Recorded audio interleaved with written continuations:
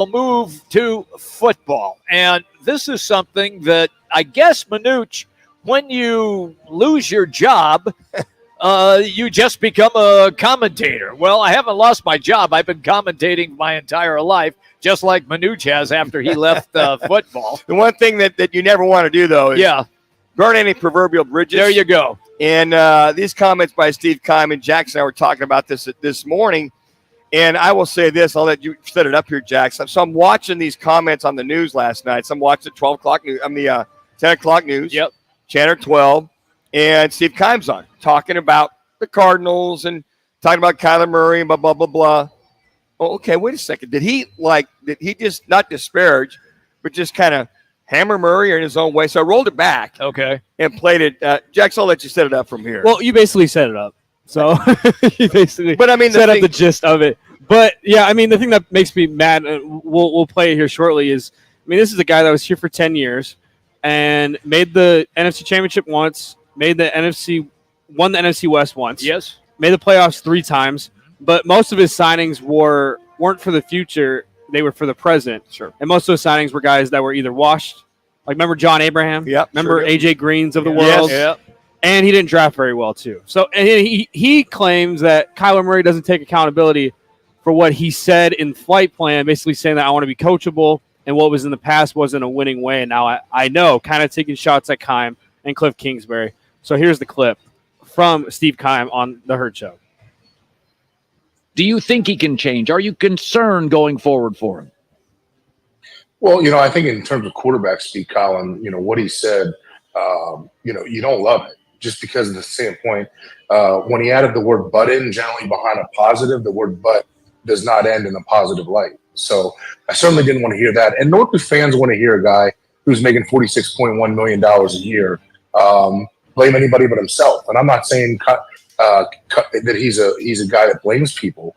Yet at the same time, everybody, when you get that bag of cash, everybody expects you to take it on your shoulders. And that's what a franchise quarterback does. And this is a big year. I would have actually had Kyler in my top 5 for guys under pressure, because if they do have a tough year, he's coming off an injury. And also, Colin, you got to understand, he's coming off the injury. He's got to prove himself. And then what happens is what people forecast, which they have the number 1 pick. They're 3 minutes. Just like you said. Yeah.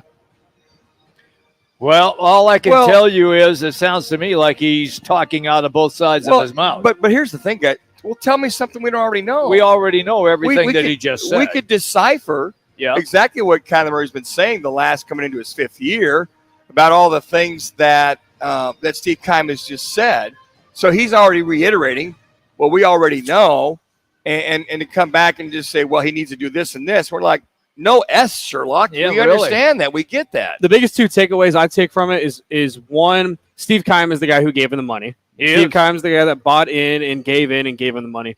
2, how come every time Kyler is making progress, trying to, help be coachable and be a leader, there's always someone that's a naysayer that's putting him down? I think the negative press on him, yes, some is needed, but I mean, he's making progress. Give him some positive outlook. Here's what I with Steve Keim and some of his comments, since he's been doing a lot of broadcasts here and there. Bad broadcasting. But here's the thing. He's like it's a shot at Michael.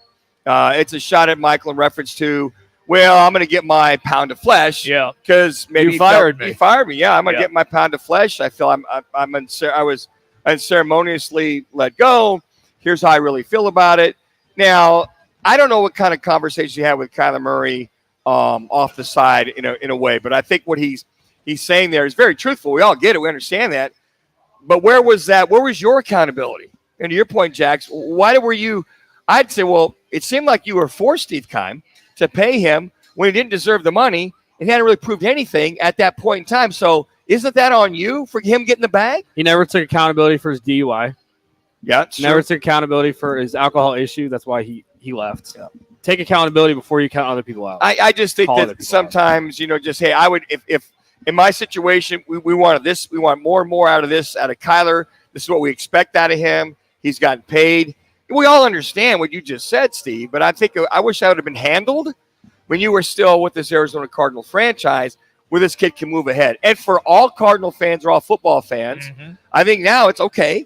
the ball literally is in Kyler Murray's court. We know that. It's up to him to get his act together, maturely, physically, emotionally, whatever, and go play that you're worth some $40-some million and take it from there. Well, the problem for that is this is going to be a year where A, he's coming off the injury, B, won't be available for a while, maybe 4 games, maybe 6 games, possibly.